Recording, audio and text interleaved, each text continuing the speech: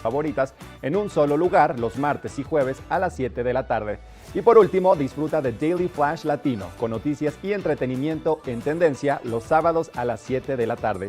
Te esperamos por el canal 92 de Comcast, nuestra página de Facebook TV8 Conexión Latina, nuestro canal de YouTube TV8 Vail Good Morning Vail o nuestra página web tv8vail.com.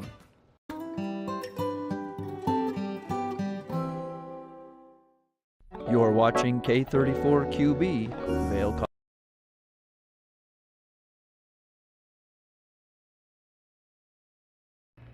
It is a marvelous Monday morning on Good Morning Vail. I'm your host, Kimberly Perot, and thanks for joining. In this first hour, we get the latest and greatest career advice from Bill Humbert.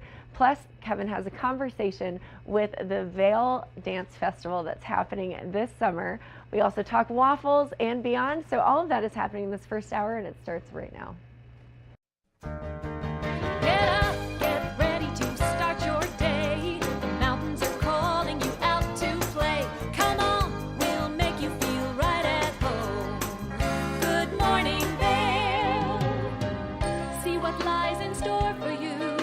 There's so many things to see and do. Summer, winter, spring, or fall. Your home in the Rockies has it all. So get up, get ready to start your day. The coffee's brewing, you're on your way. The fun is waiting outside your door. Good morning, Vail.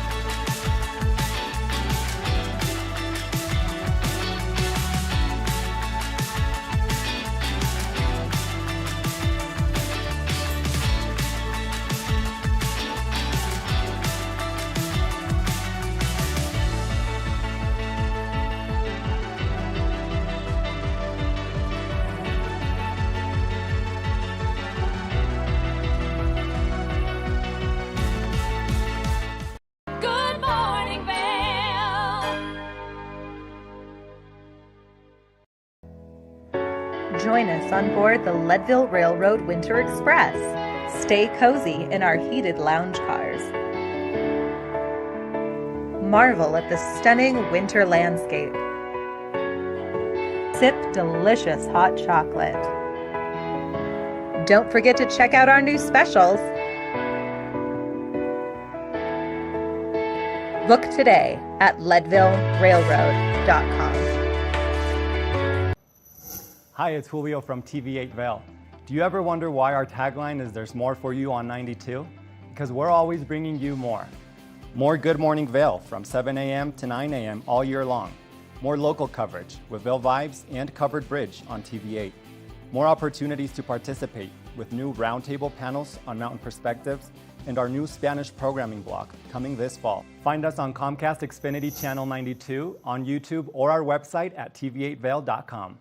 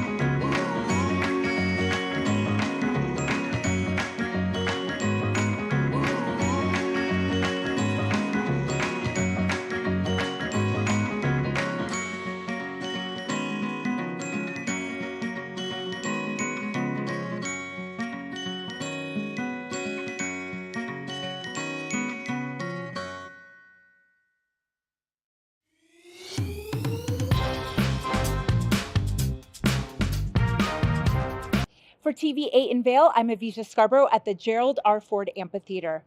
We'll see you next time. Hi friends, welcome to a little behind the scenes. I'm Avisha Scarborough, and I'm so excited to be part of the team at TV8 in Vail. I love the outdoor lifestyle here, I love the arts and culture, and I love being part of this community. My show is called Vail Vibes with Avisha, where I tell you about all the amazing activities going on here in Vail and surrounding areas all year round.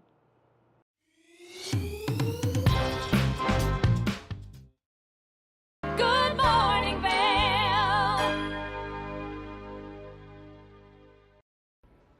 Bill Humbert is a staple career advice professional here on our show. So let's take a look at the latest advice he has to give.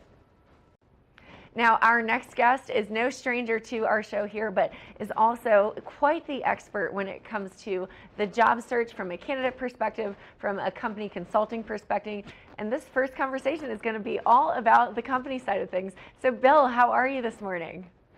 I am well, Kimberly, and yourself? I'm excellent. It's always great to chat with you. So very excited about this conversation because we're often talking about, deleting recruiting from HR and the sales piece of it. And then we're also talking about the candidate strategy and how to properly look for a job. But this conversation is so interesting because we're talking about how do recruiters set proper recruiting goals to make sure that they are basically sticking up to the standards for their internal business partners.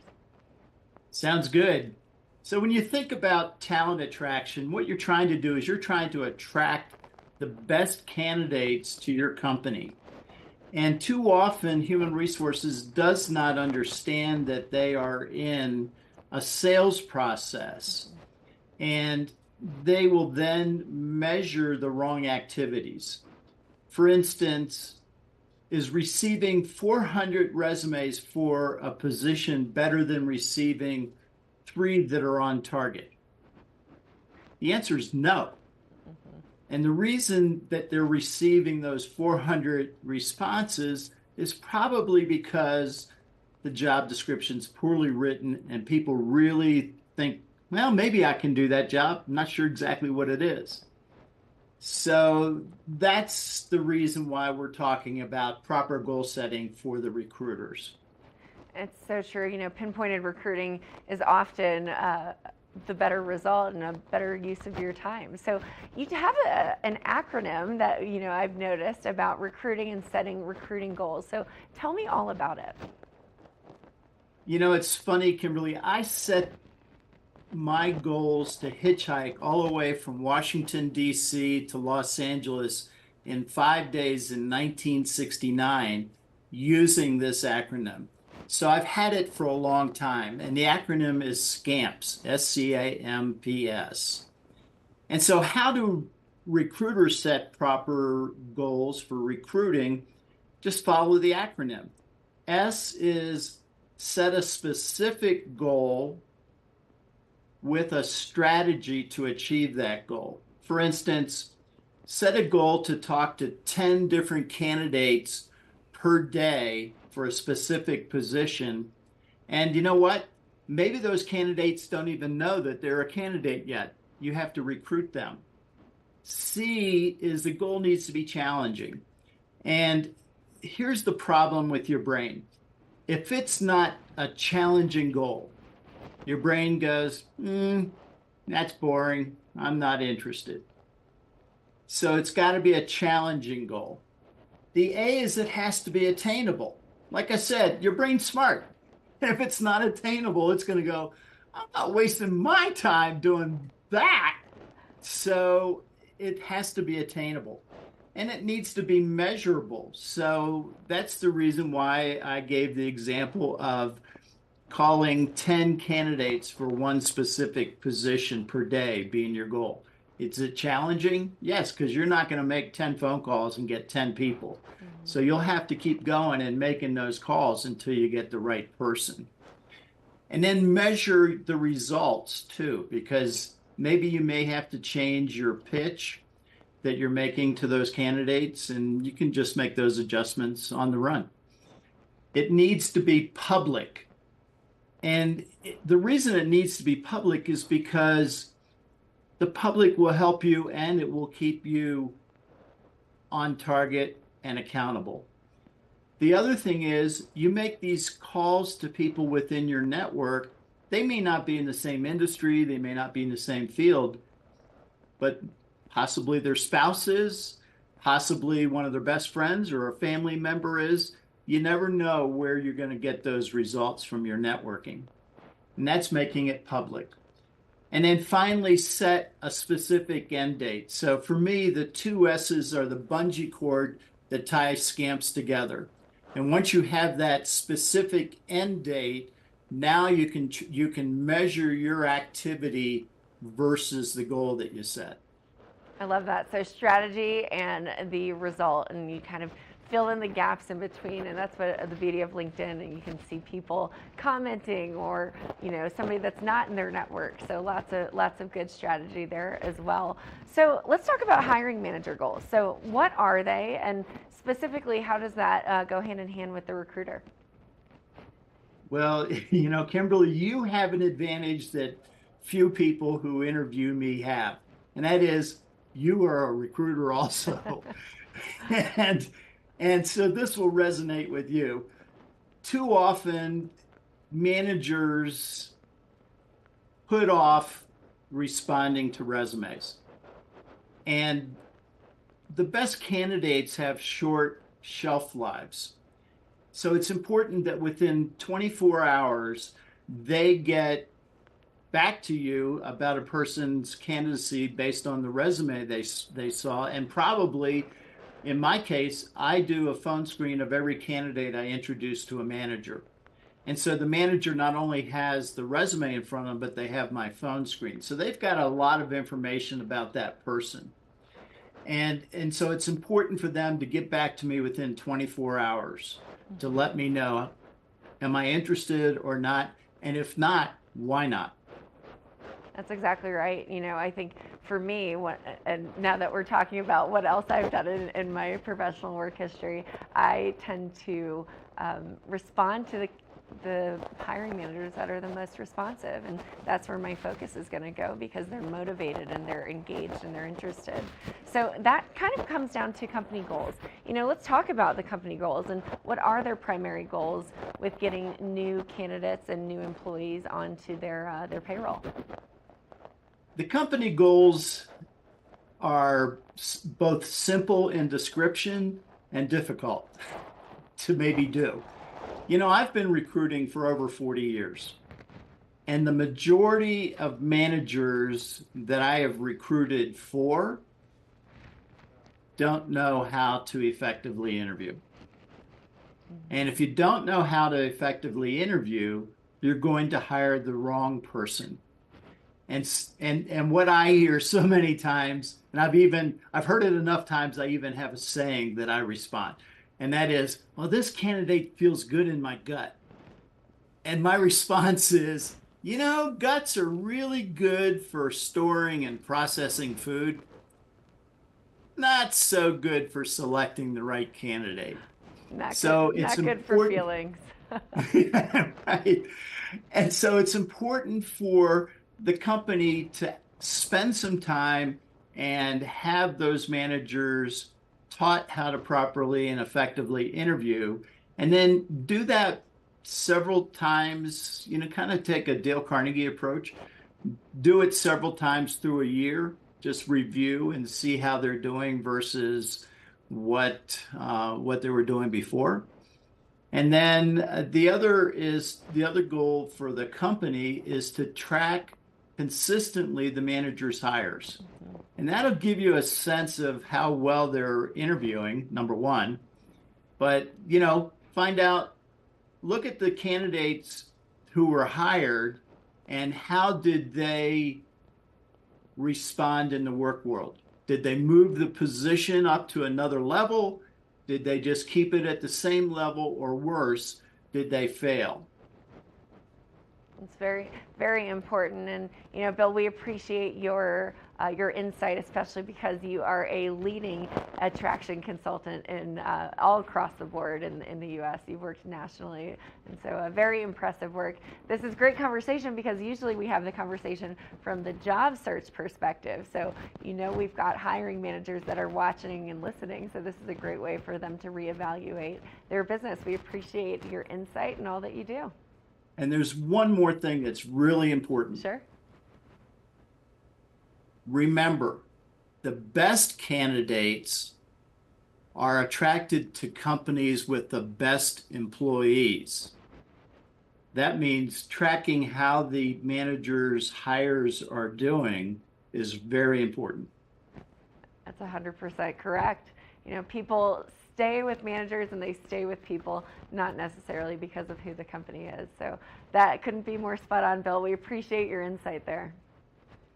Thank you. Absolutely. Now, stay tuned. We'll be back with more. And Bill Humbert, always a pleasure to speak with you. It's been great, Kimberly. Thank you. We'll be right back after this quick break. Good morning, Vail.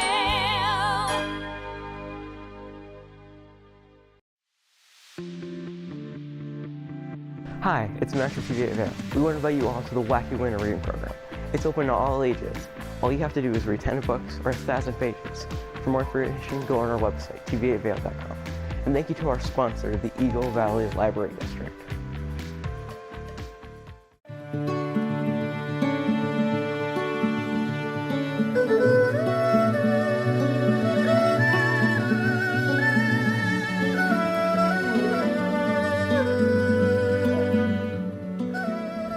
Hello, I'm Shervin Rezai here with Chenna Garden in Avon, Colorado.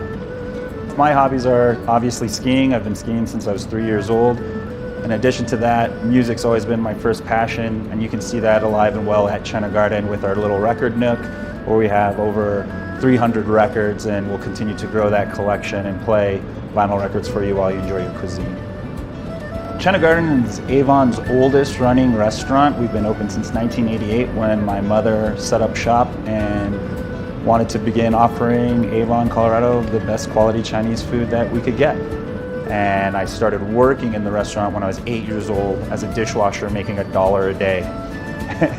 And then one of the servers, pushed by my dad, told me I should ask for a raise, and then I got $5 a day, but then I had to put all $25 at the end of the week into a savings account, which actually helped me out in college.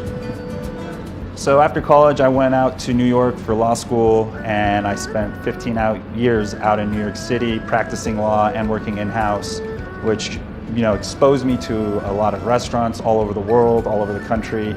And after getting exposure like that, I realized that we have this beautiful restaurant here that has so much potential. So in the fall of 2023, we came back, remodeled, and tried to get this back to give that special feel that I've known all my life here. We've been offering a lot of new cuisines, including German cuisine with a good family friend, Gunther Schmidt, who's been serving up authentic German cuisine in the Valley for many, many decades. Why not? This is America. We can serve German food in a Chinese restaurant, and we just let it try. And after a year of it, it's been building up some success, and we're just having a lot of fun just seeing the look of bewilderment on every customer when they're like, how am I getting German food in a Chinese restaurant that's this good at this quality? Chenna Garden is really all about that community, and that first starts with the local community. We always try to take care of all of us who are working hard, grinding it, so that we can also enjoy what this valley has to offer.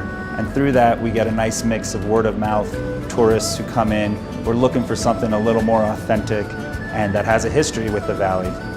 I'm a proud member of the Avon Vail Valley community, lifelong member as I was born here, and I hope you come out and see us here at Chenna Garden. We're open every day, 4 to 9, any day the mountain's open. Cheers.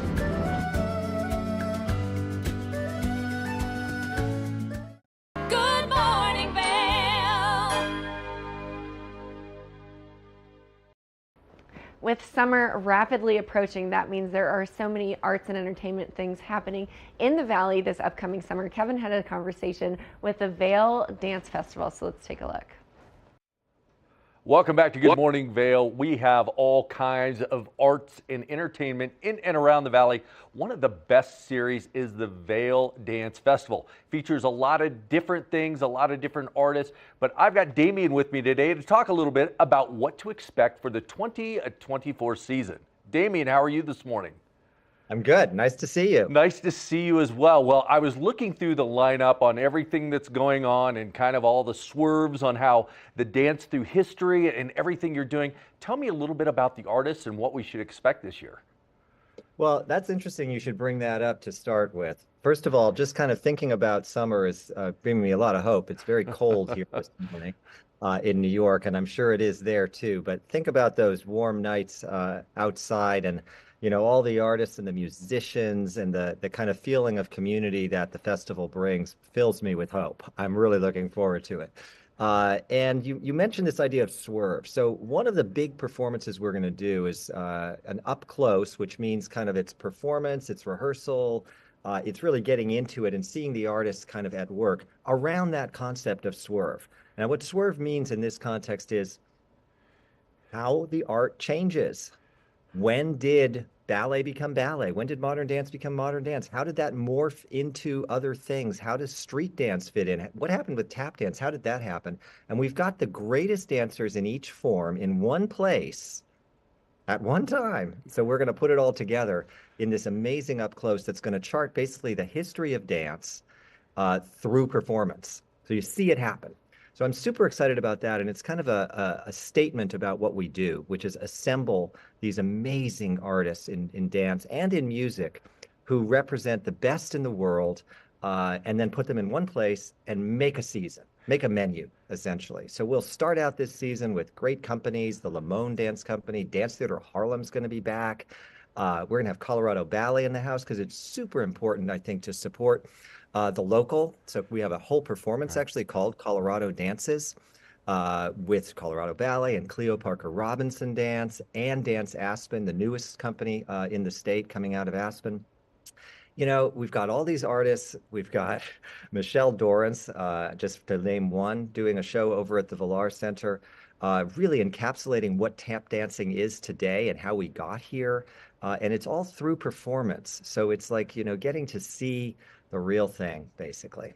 Yeah, you mentioned the Dance of Harlem. They started back in 1969. And what's really nice to see is how that has evolved over time, but the integrity of the expression of the dance has stayed true to its form. That's correct. I mean, Dance Theater Harlem is just a rocket ship in so many ways. And it was born, as you said, in 1969.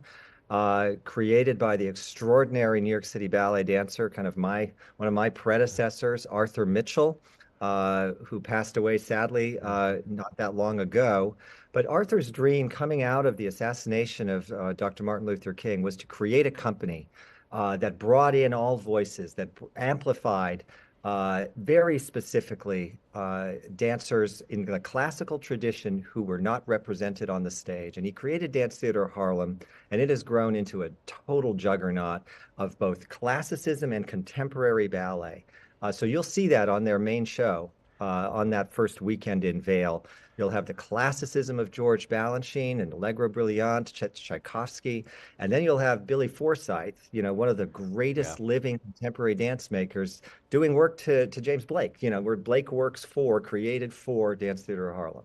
Yeah. Now, another thing that is great with the festival is you've got an artist in residence, dancers in residence, a composer in residence. Can you tell the viewers a little bit about what that means? Well, it means they work hard. I'll tell you that, because they really kind of span everything. They're a part of so many different types of performances. They're thought leaders. They give conversations on dance. They do lots of different types of things. So you mentioned our artists in residence, and this year we've got the great ballerina, one of the greatest ballerinas in the world, Sarah Mearns, will be dancing artist in residence. And then we've got Jamar Roberts, as artist in residence, and Jamar was a fantastic leading dancer at Alvin Ailey American Dance Theater for many years. He was actually in my very first season programming at Vail Dance Festival. He was one of the stars dancing back in 2007. And in the last years, he's become one of the most in-demand choreographers in the world. He's created a few works for Vail, but this year is a little different where we're going to capitalize on his presence to make a major work. We're going to revive some of the things he's made in the past, and we'll rely on Jamar to be kind of a creative engine within the festival. Same thing with our composer in residence, Caroline Shaw. Caroline is the youngest Pulitzer Prize winning composer in history. She is versatile to the sense of from producing in rock music to the most pristine kind of classically Baroque-based music. And she's an engine as well, and she'll be making a new work as well as collaborating on different pieces, bringing that musical sensibility into the mix. Well, this season definitely will not disappoint as the Vail Valley Foundation brings in the Vail Dance Festival. Always exciting, always a lot of culture that's infused in our community through this festival. So Damien, thank you so much for, I know, all your hard work. I got one more for you just to whet people's appetite, which is, we are all about, like I said, celebrating the history, figuring out where these things came from. But we finish with the new always. Our closing night is now premieres with 7 world premieres created especially for the festival by some of the most important choreographers of the day in different styles. So always think about that trajectory. What you're going to get at Vail Dance Festival is the full picture from history to up to the second you're standing there in the theater. Well, tell us a little bit, Damien, since you brought that up. How is that decided? How do you decide on what you're bringing in and how to put all this together? Yeah, so that's it's such a challenge, to be honest with you. I mean, it's so hard to say what is the most important thing right now, but honestly, it has a lot to do with the artists themselves. I look at each individual artist who we get to bring, and we say, what's the next step for them? What are the most important things for them to do? And then you overlay that with what's the most important things happening in dance today, and then you overlay that with where's the history. So the choices are difficult, but they're based in individuals, and they're based in the excitement of the moment. I always like to leave enough room that literally if I go somewhere tonight, like I'm going somewhere tonight to see something, and I think, oh my God, this audience has to see it in Vail, I want to leave room for that. Well, thank you so much. And again, that expression takes on its own form with each individual because as it resonates to each one of us individually, those takeaways are unbelievable. So thank you for all that hard work. Thank you for putting this together. It's going to be a great 2024 season. And thank you to the Vail Valley Foundation for allowing us to have this great event here in our community. Great to be with you. We'll be back soon with more Good Morning Vail. Good morning, Vail.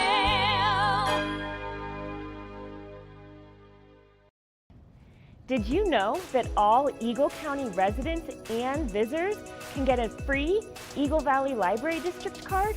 All you need is a photo ID. You get our online databases and resources, free music, free streaming, all from wherever you have internet access. Free audiobooks and e-audiobooks straight to your phone. Go into your Eagle Valley Library District branch today and get your library card. TV8 te brinda la mejor programación en español todos los días. Sintoniza Conexión Latina los lunes, miércoles y viernes a las 7 de la tarde con repeticiones los fines de semana. Además, te presentamos nuestro nuevo programa Sabores y Creaciones, donde hemos juntado tus recetas y manualidades favoritas en un solo lugar los martes y jueves a las 7 de la tarde. Y por último, disfruta de Daily Flash Latino con noticias y entretenimiento en tendencia los sábados a las 7 de la tarde. Te esperamos por el canal 92 de Comcast, nuestra página de Facebook TV8 Conexión Latina, nuestro canal de YouTube TV8 Vail Good Morning Vail o nuestra página web tv8vail.com.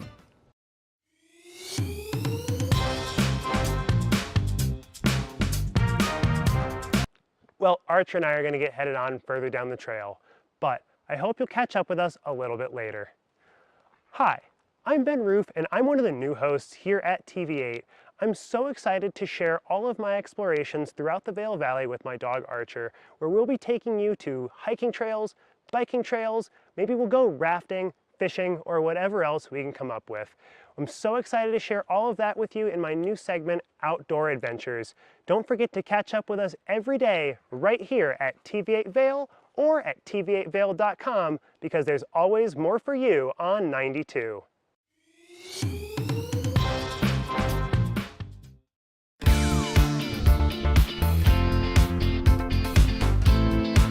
Hi, I'm Gretchen Pleshaw, host of Good Morning Vail. Now we're doing something really cool for Easter. Starting Monday the 18th, every single day, you're gonna get a new word. So if you watch every day and unscramble the words to make a sentence, you can win What's in This Egg. Make sure and tune in every day. Good Morning Vail. Join us on board the Leadville Railroad Winter Express. Stay cozy in our heated lounge cars. Marvel at the stunning winter landscape. Sip delicious hot chocolate. Don't forget to check out our new specials. Book today at leadvillerailroad.com. Good morning, Vail.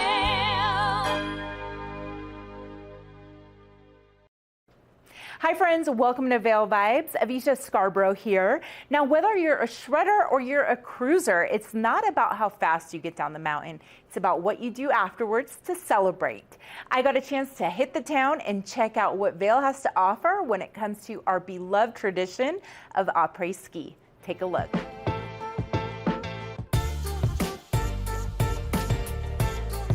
It's arguably as much a part of the ski experience as skiing itself.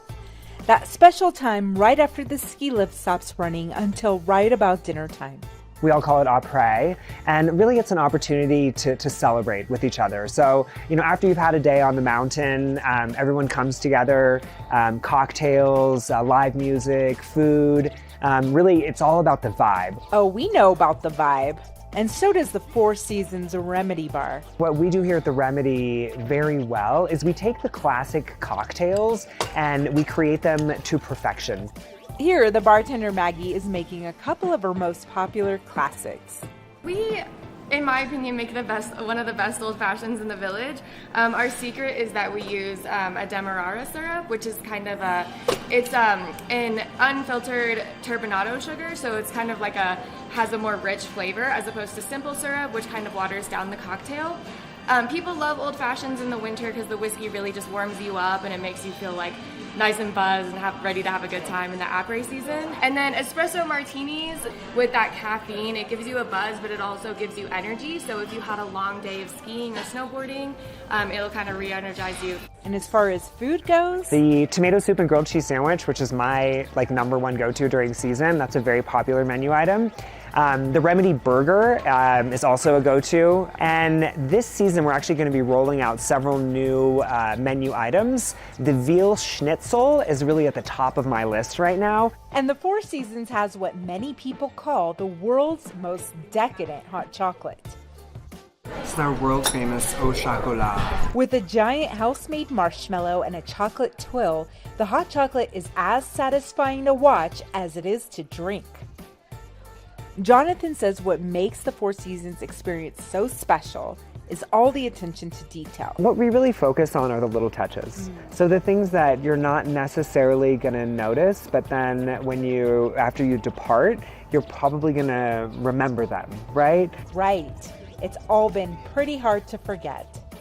So come for the skiing and stay for the skiing. But afterwards, treat yourself to some delicious après goodness. For TV8 in Vail, I'm Avisha Scarborough.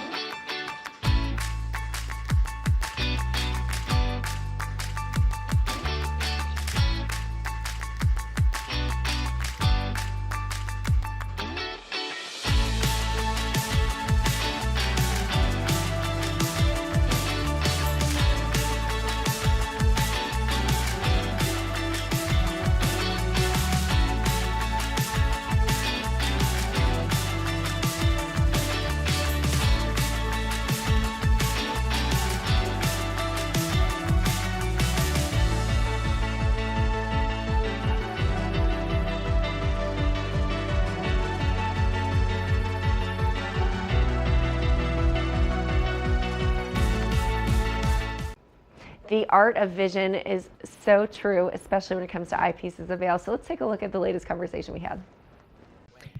It's Kimberly here, and I'm standing in Eyepieces of Vail at the Bridge Street location with Tyler, who has been a staple with Eyepieces of Vail. Tyler, how are you this morning? I'm doing great. And what about you, Kimberly? You know, I'm living. I'm out on the mountain. Can't hate. You know, we live a really great life here. We do, yeah. I mean, a bad day really isn't a bad day, is it? Yeah, we're not allowed to complain. Yeah, but exactly. Speaking of which, so Eyepieces of Vail, you've been around for so many years. You've been a staple here, and you really just provide a wide variety of eyepieces and eyewear to people. So talk to me about what you offer. For sure, yeah. So like you said, we've been a staple in the Valley. We're going on 40 years this year, which is super exciting.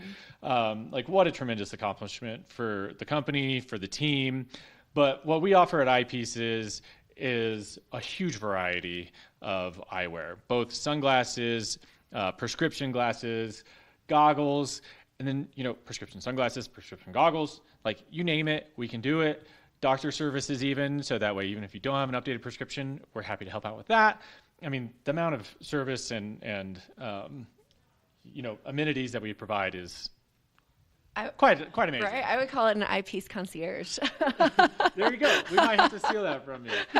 You're welcome to use it anytime. So we actually, speaking of variety, we've got a lot of different options here. So talk to me about what we see in front of us and you know, what you can offer. For sure. Here, we'll start with the goggle side since we're at the goggle bar. Right here I have a great model from one of our favorite brands called Anon. This is such a cool, well thought out goggle. Anon was actually the company that came out with the magnetic interchange. So literally it's just off. They're the trailblazers. On, yeah. And it's finally catching on. But these guys were the originators. So the easiest thing to interchange comes with two lenses. They even took it a step further with this awesome technology called MFI, magnetic face mask integration.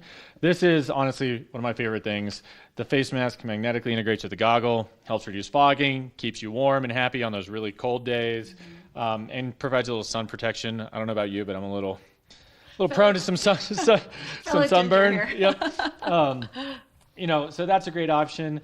And then, I mean, moving on to that, you know, if you need a goggle, but you also need prescription, we can easily do your goggles in prescription for you as well too. Well, and that's what makes Eyepieces of Vail very unique. Yeah, it really is. Yeah, it's a really customized service you don't see in a lot of places. But I mean, for instance, all it takes is us just cutting your prescription and popping it in to this goggle or really any goggle behind us. You know, you got to see to ski. So that's like half your confidence right there. So if you're coming to visit and you're not physically here in person, but you want to get the prescription lenses and you want to be able to do that, are you able to send your information in ahead of time? Yes, exactly. We actually recommend that too. So if you're only here for a few days, if you kind of give us a heads up, a lot of the stuff we can have ready upon arrival for you. And then when you pick it up, you can also come in and peruse our excellent sunglasses and glasses options as well too. Well, speaking of, you've got quite a selection here in front of me, and I am a sunglasses girl. I've got a massive collection of these, so it's hard not to just want to take all of them home. So tell me what we've got here in front of me. For sure. We have three of kind of some of our favorite brands. This is just a little smattering of what we have, but you know, right in front of me here is a really cool brand that's all handmade in Japan called Dita. The details on these things are amazing. A lot of titanium work, really cool lenses as well too. You can see with a lot of cool different colors. And this is something we can always match in prescription, which is really cool. That's a service that you don't see very often. So no matter the lens color, you can match them. Pretty much, yeah. It might take us a little extra time, but if you like a lens color, we can make it for you. Amazing. And so these are made out of titanium, you mentioned. Yep, yeah, Japanese aerospace grade titanium, which is a mouthful, but these frames are built to last. They have a substantial quality to them, and they're just in other words, cool. Very durable. Yeah. Great for the off-road maybe some spring skiing later on. Yep. Yeah. Moving on. One of our favorite brands out of Germany. This brand is called Makita. If you like feather lightweight glasses, this is your brand. It's a super cool proprietary design. There's no screw or anything in that hinge. Wow. Everything's bent and folded into place. Nothing is welded, so it makes it very durable. No, if you're hard on your glasses, yeah, if you sit on them, they literally just pop right back. But amazing brand. We've had a relationship with these guys, for maybe about 20 years now. Wow. Almost the entirety, I think, of Half their the time existence. Vail Pieces of Vail has been in business. So one of our staple brands, super requested, amazing product. You really can't go wrong with just about anything we have. And what do we have here? And then over here is something really special. This is a collection called Jacques Marie Mage. And everything here is actually numbered limited edition pieces. Wow. So it's really hard to get a hold of. There's only typically a couple hundred of each frame and each color. So not to be like a pushy salesman, but if you see it and you love it, you should buy it. Because if you come back and it's not here, I can't get it for you. Are you allowed to say it might be your favorite pair? Is that what you have on right now? It is what I have on. It's a personal favorite of mine. But the quality is amazing. It's such a substantial feel. It's all handmade in Japan. It's a wonderful product. And like the second you kind of pick it up and feel it, you can notice a huge difference compared to like. Gotta pick it up and feel it. Yeah. Wow, these are great. So it's almost like a work of art, limited edition work of art. That's exactly what it is. Yeah. Great stuff. Really cool. Really cool. That's amazing. So Tyler, these are just a small selection. We like to say we're an international ski town. You are an international eyepieces store with all of the variety and where your glasses come from all over the world. You really curate a unique and very cool and trendy collection here. It is very well curated. We try and focus on smaller independent eyewear brands with a little mixture of name brand designers. But you're going to find something really cool and unique that you're probably not going to be able to find at home. You said it's an international destination. This is an international collection.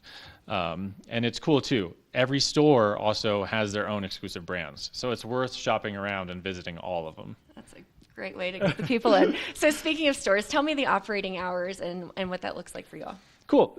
Pretty much every store is going to be open 9 a.m. to 9 p.m. during the winter.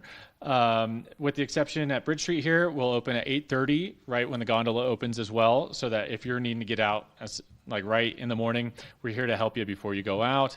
And all locations, we have 8. So here at the top of Bridge Street is where we're at, closest retail location to the gondola. Village Center, across from Solaris, is where the doctor's offices are. Then we have our Stone and Alp Sport location just down the street from that. Lion's Head, if you find yourself over in Lion's Head Village. Beaver Creek, if you're skiing Beaver Creek for a day or if you're staying up there. And then Edwards, if you find yourself a little down valley as well. And then really cool as well, some of our newer stores down in Roaring Fork Valley. So you can find us at Willett Center next to Whole Foods. That's our newest store. It is gorgeous if you have not been. And then also at the Viceroy Hotel at the base of Snowmass.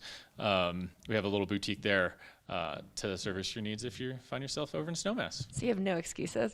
No excuses not to come see at least one of our locations. And you all are so wonderful here and how you just really provide a white glove service to your customers as they walk in. I was able to witness it earlier. So it's just really impressive what you do. And we thank you for the service that you've provided to the Vail Valley for 40 years. Yeah. It's a big deal. Yeah, thanks for having us today. It was great to talk a little bit. Now, stay tuned. If you want to get eyepieces of Vail, stop in, say hello to Tyler and the crew here, but they have so much to offer, and it's a great opportunity. We'll be right back for more. Good morning, Vail.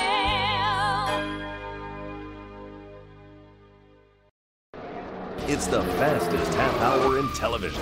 Toyota's Race Week takes you inside the high-speed world of NASCAR.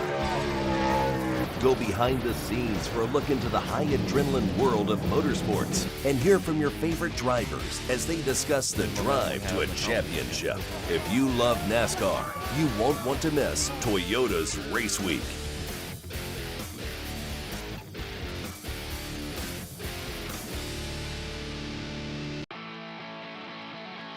America was built on a love for the outdoors. We are a nation of sportsmen, blessed with magnificent natural resources. With broad interests across water and field, we are united in our devotion to nature and conservation. Join us every week for the best shows celebrating the outdoor lifestyle. Outdoor America. Live free.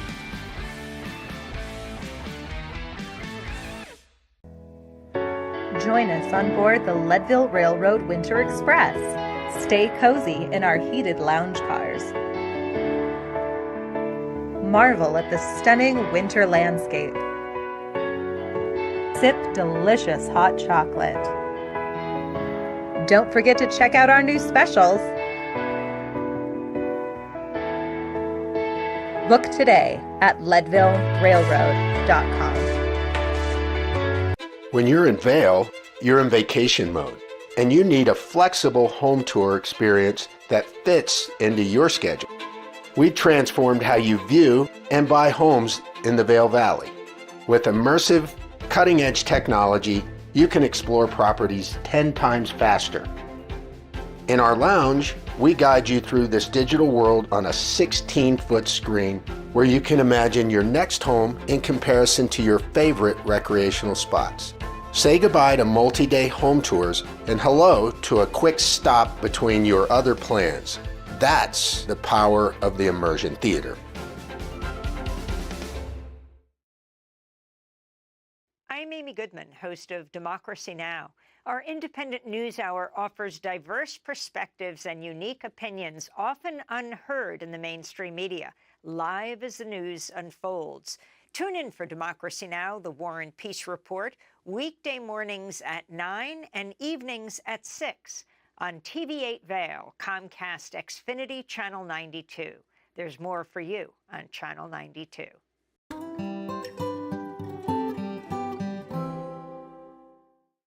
Good morning, Vail.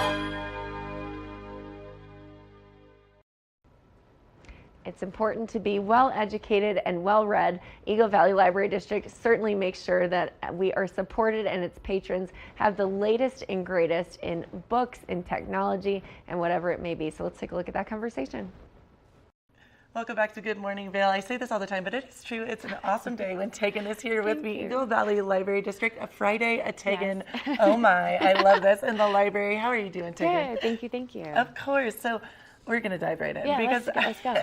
Every time poor Tegan comes on Good Morning Vail now, I ask her 1,003 questions because you have educated me so much. Thank you. Tegan, this is wild to me because obviously I just checked out my very first book, which I'm obsessed with and I'm going to buy now. We'll talk more about that in a little. I asked how many books because I have 3 now on my docket, on my list that I want to read. I cannot believe this. You have to tell, how many books can you check out at a time, Tegan? You can check out up to 50 items. 50. 50. That is 50. Incredible. Yeah. But you made a good point. If you're a mom, if you're a mom and you teacher. have a teacher, yes, and we also have teacher cards. So if you're a mom and all 3 of your kids want $10, well, there's 30. And then you're like, well, I want some books for myself. So yes, we do have people reach 50. I was going to ask you. Okay, so since you've been there, have you had people? Oh yeah. 50 books. Yeah. That is impressive. And then you get the rotation for the weeks, especially with children's books because they're super fast. Right. And everyone's busy and they're just trying to make their schedule, and so cool. People put us in their schedule when they can. I'm smiling because I'm like, you're making me feel better about myself. I'm like, this poor woman. I'm gonna go in every time and be like, I want 3. You're like, girl, we've had 50. That's fine. No, it's okay. So Tegan, what is happening with all things Eagle Valley Library District? Well, we got a lot coming up. So next week on Monday we have Peaks to Petals. So it's a gardening class. That's next Monday? Next Monday at Avon. Okay, so this is real because I do want to sign up for it. How do I do that? You just pop on over to Avon. Well, you can give us a call. We can put your name on the list. Okay. Or if you stop on by, we'll put your name on the list. Okay, so you can call or pop. Yep. Pop or call. Pop or call. And we do, on some of our adult programs, we do have a limit. Okay. And we also want to know that you're coming so that we have the materials that you need. Perfect. Okay. Because this one's all going to be about gardening. So excited. So, yes. So you're going to, cool. And this is particular to petals, so flowers. So it's going to be not vegetables, but all the flowers that you really can potentially grow. And this is Monday, coming up this Monday. And on the 25th. Okay, and what time? I think it's at 6:30 or 6. But yeah, awesome. Our adult programs usually start a little bit later. And the adult programs, are they in that first room when you walk in from the side door? Okay. It's called the Beaver Creek Community Room. Okay.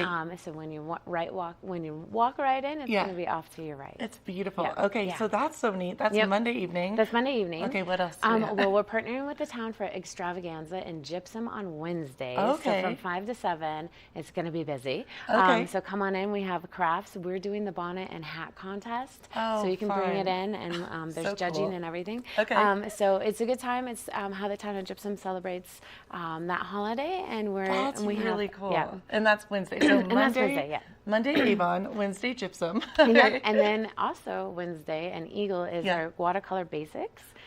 So Yes, this one is okay. quite popular. So Yeah. I think there's been a few openings, but Okay. if you're interested, holler because you want to get your name on that And list. that's an adult class. That is again. adult How class. neat Yep. is this? Oh my And gosh. that one starts at that one starts at 5, and then Okay. gypsum on the 28th. Okay. Also watercolor basics. So if you missed Eagle, there's You a can- second chance. In gypsum. In gypsum, and you learn how to watercolor. And watercolor is just so soothing. I live with anxiety, and that is one thing. The coloring Yes. and or painting Yep. really helps just kind of calm your nerves. And you just get into it, and you You watch do. the water move the color, and Yeah. it's, And you it's just kind of- relaxing. Yep. your carries and worries, Yep. or your worries get I'm gonna carried away. focus on blue. Yeah, I love you. You're like, and blue, Yep. and yellow. Yep, this is nice. Taking for these adult classes, Yes. do you pay for, do we need to pay for some of them? No, all our Okay. classes are free.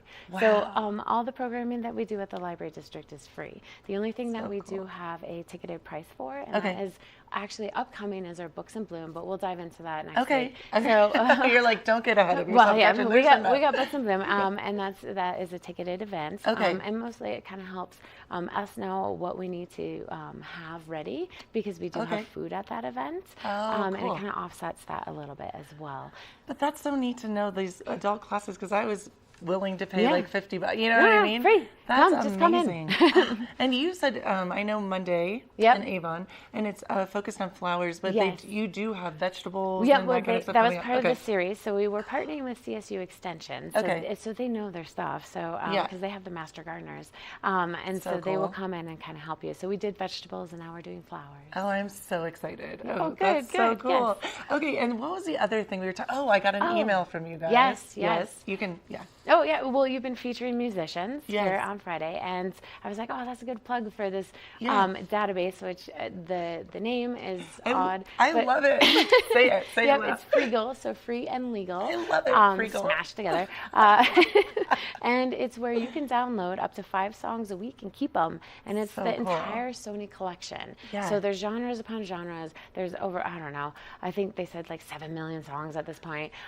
It is expansive. It and is. Yeah. I checked it out because, I work on TV and radio, Yep. and I love music. It's just my thing. It's my jam. It's my happy Yay. space, place, whatever.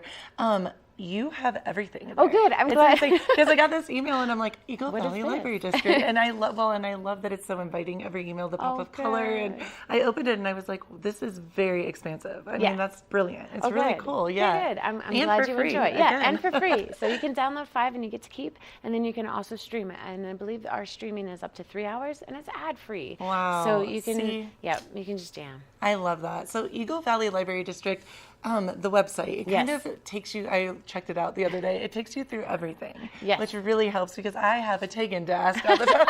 You might not have it, I know you do. You can call her. Call her at us. the library. Yeah, we're happy to help. But no, you guys are really, I do have to say, thank you're so well versed and you know what you're talking about, and you really are such kind, lovely human beings, and it's so fun to come in. Oh, so. good. I'm glad you enjoy it. And like, any question, really, come in. And then Cool. if you can't ask, we have the materials, and Which we I will love. always help you. Well, and we touched base last week a little bit on the bookmarks, and I was looking at mine, and it's Yeah. really neat because the resources, I have to say, I didn't even know about all of them, which is... Yes, and so yeah. that's part of our job as the librarian, is to connect people to resources. And Yes. oftentimes when you're in a community and we have a ton of resources, again, you might not know everything. Right. And so we really like to be that bridge to connect people to the information that they need to thrive, as cool. well as the resources within our community. And Tegan, the last thing I was going to say, I know the book that I've been reading Yes. is a little bit, it wasn't one that is, what do we call it, like put in the libraries, stocked or whatever. Yeah. It is gaining in popularity. Oh, it so is, we're yeah. happy to, yes. Okay. I'm not sure when it came out, if it was a bestseller or not. Right. But usually, It's an older. yeah, it's an older. But something cool that you were saying is that it's so neat because so often when you read the book and then it's kind of, how did you say it? Like before you buy it, you just You like get a test sample, it out. Yeah. and so here's where libraries are a little bit different. Library patrons are one of the most prolific book buyers. Oh, wow. And so, publishers get a little bit worried about, their life Right. forecasting, because libraries, we offer it for free, but you get to sample it. And oftentimes when people love books, Yes. they'll buy it, and then they'll buy 10 copies for their friends. Totally. And that's what is happening here because I'm so grateful that I got to read it. And now I'm like, I I want to own it. I want to have it to like go back and like, to, yes. Yep. And then so that's brilliant. Now you can, and if it's so good, you know someone who needs it, you can purchase it for them. Yeah. And you get to explore different genres, and you kind of get a hop, skip, and jump with a library card. I do have to say, Tegan, it's funny because with my books at home that I purchased, I just like throw them. I have 3 rescue dogs, you know. I put this book, The Mountain Is You, on high above anywhere else where it can't get spilled out. I've been very good about keeping it clean. So and accidents do happen. My puppy also, when they were a puppy, I was like, oh, I totally thought this was safe space. And that they wouldn't, and he totally destroyed a book. So, you know, so if it does happen, if it does happen, it's okay. You just come tell us, and yes, awesome. You would have to pay for it, but we do try to work with you. So accidents do happen. It's okay. We love you, Tegan. Thank you so much, and we'll see you next Friday, hopefully. Sounds great. And keep it right here. We have more Good Morning Vail to come.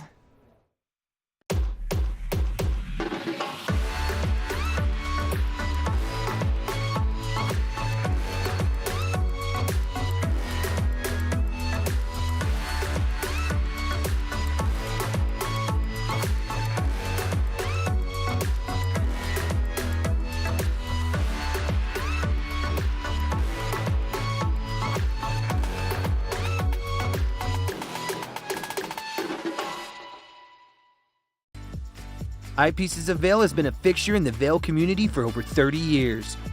From designer frames and sunglasses to high-performance sports frames, prescription goggles, and in-demand accessories like helmets, goggle lenses, and foldable reading glasses, our inventory raises the optical bar.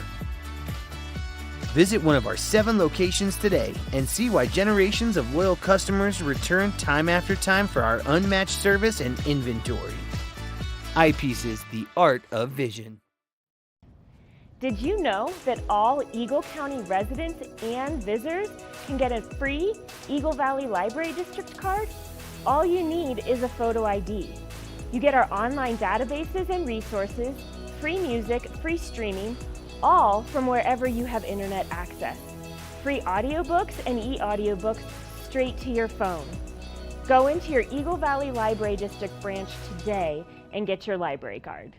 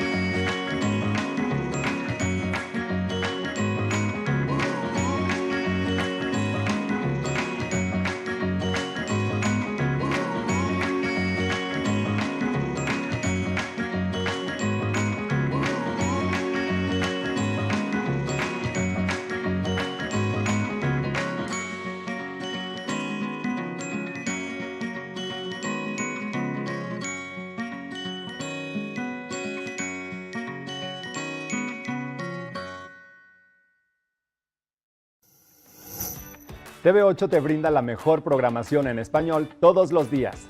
Sintoniza Conexión Latina los lunes, miércoles y viernes a las 7 de la tarde con repeticiones los fines de semana. Además, te presentamos nuestro nuevo programa Sabores y Creaciones, donde hemos juntado tus recetas y manualidades favoritas en un solo lugar los martes y jueves a las 7 de la tarde. Y por último, disfruta de Daily Flash Latino, con noticias y entretenimiento en tendencia los sábados a las 7 de la tarde. Te esperamos por el canal 92 de Comcast, nuestra página de Facebook TV8 Conexión Latina, nuestro canal de YouTube TV8 Vail Good Morning Vail o nuestra página web tv8vail.com.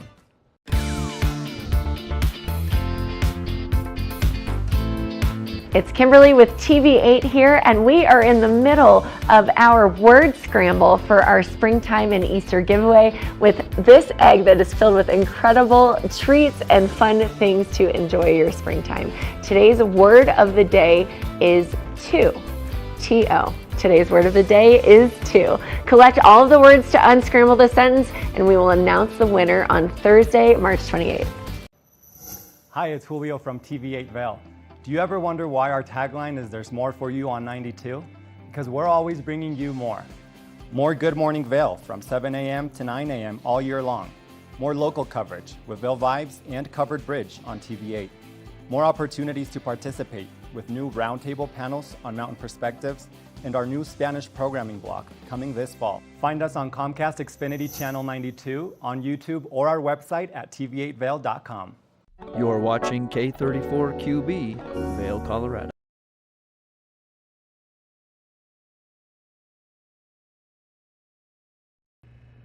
Welcome to Good Morning Vail. We are at the top of our 8 o'clock hour. I'm your host, Kimberly Perot, and in this hour, it is International Waffle Day. So we take a look back at the recipes that we've done on the show here. Plus, we have a conversation with two directors of Colorado opera houses. All of that and more. So let's get started with this second hour. Get up, get ready to start your day. The mountains are calling you out to play. Come on, we'll make you feel right at home. Good morning, Vail. See what lies in store for you. There's so many things to see and do.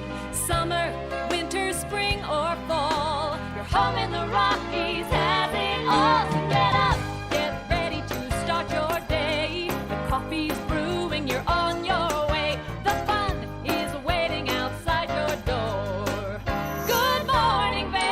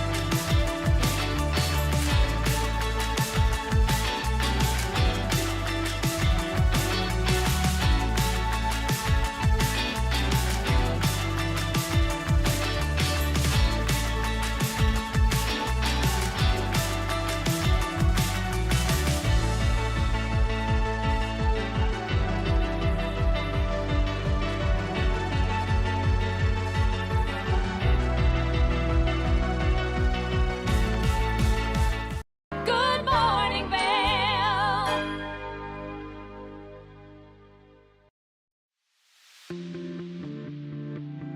Hi, it's Max of TV8 Vail. We want to invite you all to the Wacky Winter Reading Program.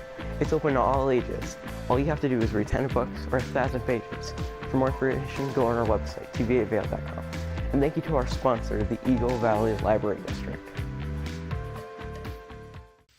Think Big features top kid inventors who face off against each other to see who can come up with the most innovative and creative invention. In Think Big, kids acquire and showcase their skills in creativity, science, marketing, design, and don't forget, teamwork. Check your local listings and watch the world's most innovative kids. They create and invent new toys, games, websites, and new modes of transportation. Tune in to Think Big. America was built on a love for the outdoors. We are a nation of sportsmen, blessed with magnificent natural resources. With broad interest across water and field, we are united in our devotion to nature and conservation. Join us every week for the best shows celebrating the outdoor lifestyle. Outdoor America. Live free.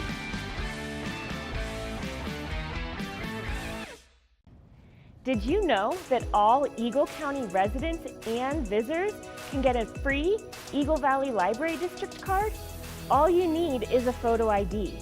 You get our online databases and resources, free music, free streaming, all from wherever you have internet access. Free audiobooks and e-audiobooks straight to your phone. Go into your Eagle Valley Library District branch today and get your library card. Hi, I'm Gretchen Pleshaw, host of TV8 Vail. From fashion to food, from film to festivals, experience a unique look at the boutiques, spas, restaurants, and venues that make the Valley so special. Join me for Glitz and Glam. Find it in Good Morning Vail or at our website at tv8vail.com. I can't wait for our next adventure.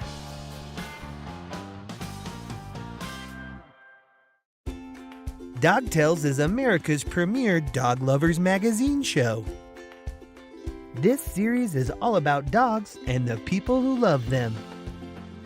Featuring dogs of all sizes, shapes, and breeds, keeping you up to date with all the latest news from the dog world. Sit back and enjoy a fun program for the whole family.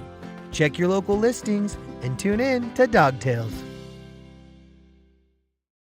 Good morning, Vail.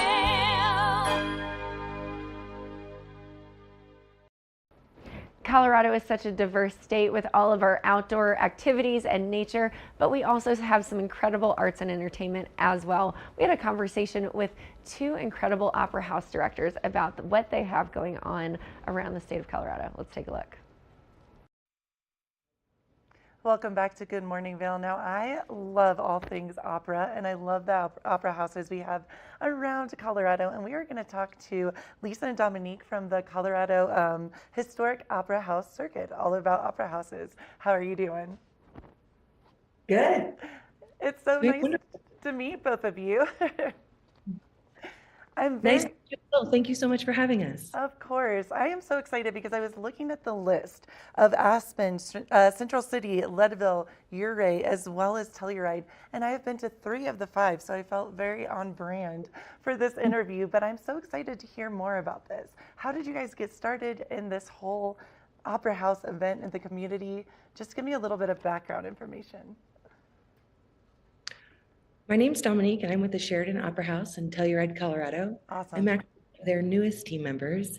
And the Telluride, Colorado Opera House Circuit highlights some amazing venues in our state, some with some historic relevance, others that are new and modern, and we're so excited to be included. It's a great opportunity to highlight the beautiful arts that Colorado offers. And Dominique, how did you get involved with this? Have you lived in Telluride for a long time? I have been in love with Telluride. Okay, love that. Love that. I moved here permanently in 2017, but the Opera House legacy is over 111 years long. The Sheridan Arts Foundation, which is the steward of this wonderful building and these programs, has been around for over 30 years.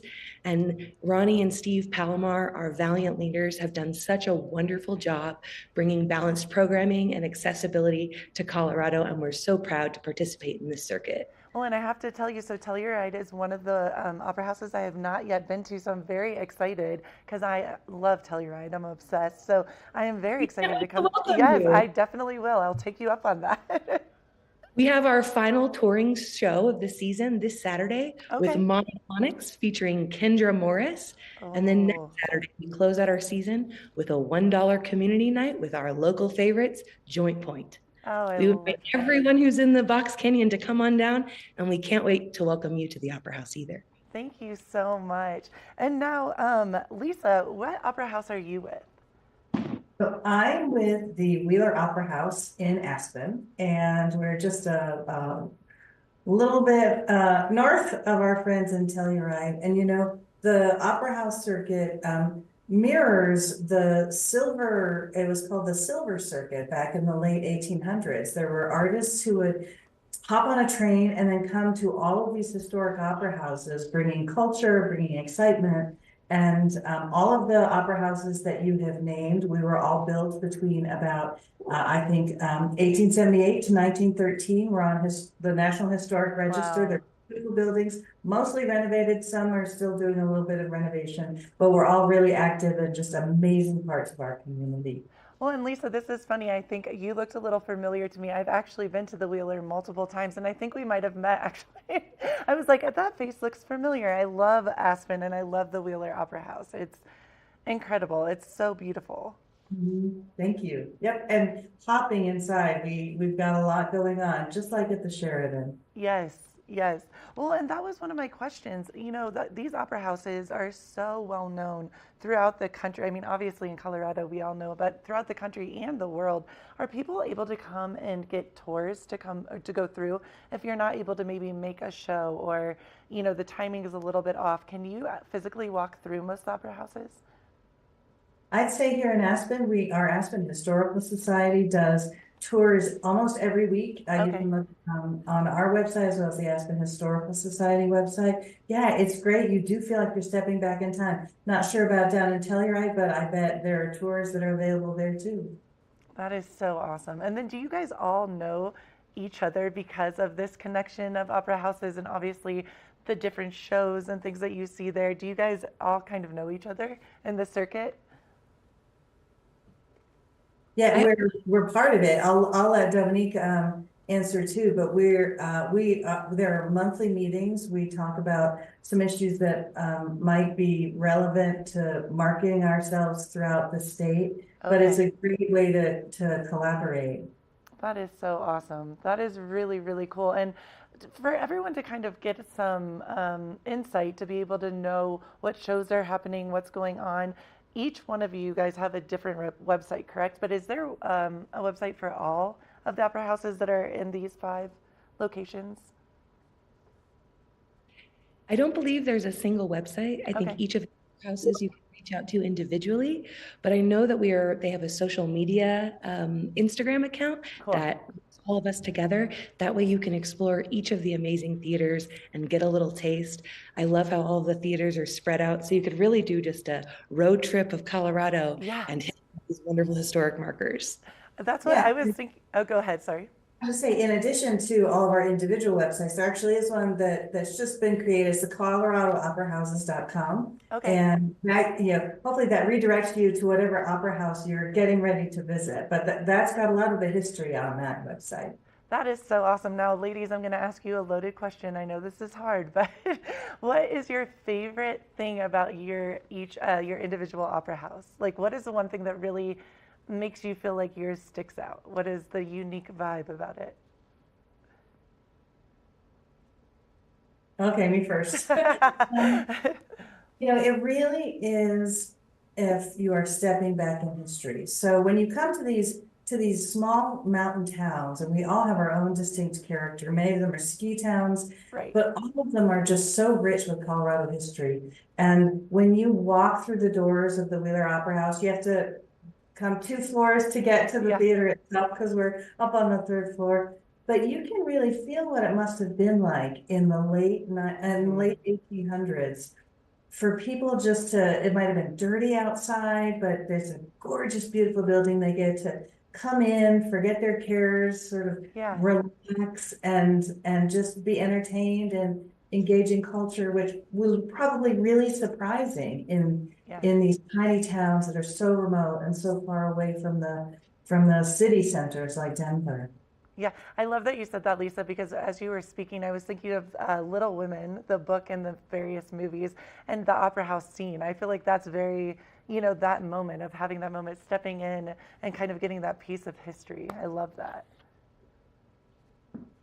And I just want to piggyback on what Lisa stated. I think it is that kind of time travel element. When you walk these historic opera houses, you're transported to a different time and a different space. And it really connects us to the heritage of our box canyon.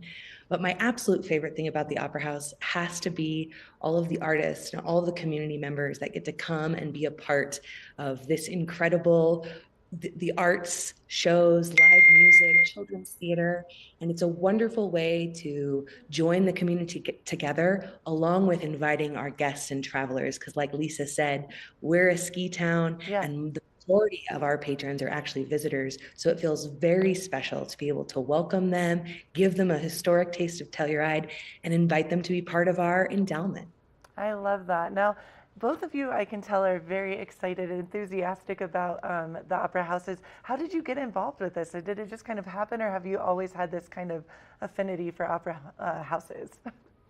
The Opera House has always been calling my name. Yeah. I love live theater, live shows, live music, and again, just gathering people in a community to experience different cultures, music, and art. And even though I've worked many different jobs in Telluride, I've always had my eye on the Sheridan Arts Foundation. And a few Cool. months ago, a marketing director position came available. I threw it, and I am so delighted that I was asked to join the team. I've only been here for a few short months, but it's already been an incredible pleasure to interact and meet with so many members of the community and visitors. I love that. You can feel the passion, and that's what it's all about, right? Doing something you love and working with people that really light you up and make you're excited about what you do, and you can feel that. That's really great. And working for a nonprofit, our focus isn't always the bottom line. Of course, we have to run in a sustainable way, but the focus is always in the enrichment of our community and our visitors and inviting artists to come and share their skills and talents. And it feels like a great privilege to be a part of something that's not just about the bottom line, but about legacy, community investment. Oh, I love that. Well, Lisa and Dominique, you guys are amazing. I could talk to you all day. Thank you so much for enriching us and enriching our lives and telling us all about the opera houses. Where should everyone go to check it out? I know we talked a little bit, social media, etc. Is there a main website that we should look at? Yep, so you can go to coloradoopera.houses.com, and that gives you information about the entire circuit. And then each of us has our own individual website that gives a really rich list of all of the things you can do and see in each of our beautiful jewels. That is so great. Thank you guys so much for joining us this morning. I appreciate you, and I hope to see you in Aspen and you in Telluride as well. I'll come visit both of you. Sounds great. Thank you so much, Gretchen. Thank you so much, Lisa, and we'll catch you later at the Sheridan Opera House. Awesome. Thank you guys so much. And keep it right here. We have more Good Morning Vail to come.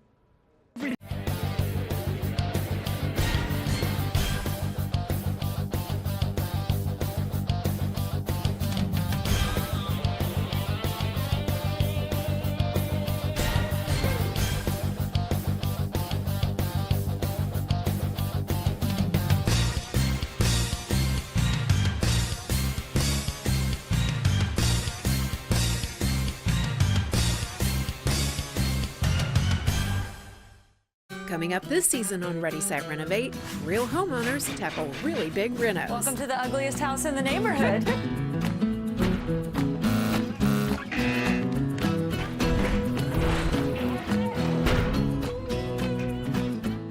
It's a wild ride from before to after. If we go to the tile store one more time, only one of us is coming out alive. Well, I didn't know he was going to do all that. Between the budget and the timeline, it's makeover madness. Good morning, Vail.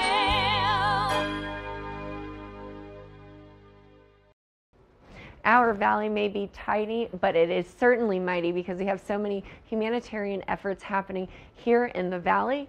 We have a part one of the conversation with Ellen Miller, who is an advocate for all things humanitarian. Let's take a look. I am Cece Zach, and I am just so excited about today's episode, as I mentioned in the introduction. And I am humbled to be sitting on the couch with Ellen Miller. Thank you so much for joining us today. And the thing that I really would love to spend time on today is that there's so much press out there in media about what you have accomplished.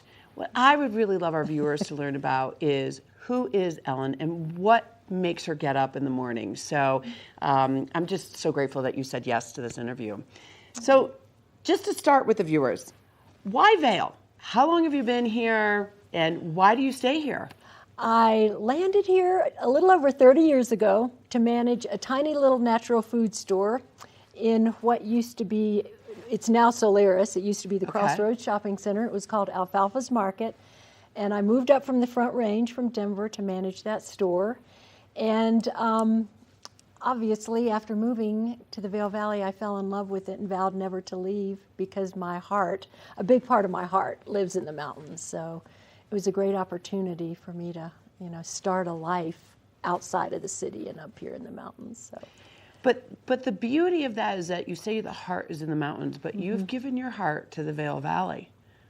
Why is that? I feel like early on, living here, I received so much support from the community for my projects, for my mountaineering, for events that we would do through Alfalfa's. And now that I've gotten older, I have taken a lot of joy out of simply trying to give back. The places that I would train on, the trails, and the wilderness trails, the mountain trails that I would train on for my big Himalayan climbs, gave me so much, Cece. They gave me so much in the way of joy and beauty and mental health that now that I'm an older athlete, I can certainly make the time to give back to those places. So. Well, I think you've been giving back to those places in the community since you were born, but that's a whole nother episode. But as it relates to you, what is your passion in life? I love trying to elevate other people. Elevation is kind of the theme of my life, I feel like. And I've also, I work as a caregiver, and I take a lot of joy in taking care of things. And again, I feel like we are so lucky and so blessed to be surrounded by wilderness, to be surrounded by forest land. But it's a precious asset. It's a precious natural asset that we have here in the Vail Valley, and I just want to make sure that I'm one of the people that contributes to taking care of it. So what do the mountains give you? What is it that brings out the best of Ellen Miller from the mountains? I feel like through the challenge of climbing mountains, I've learned more about myself. I've learned who I am. I've learned what I'm made out of.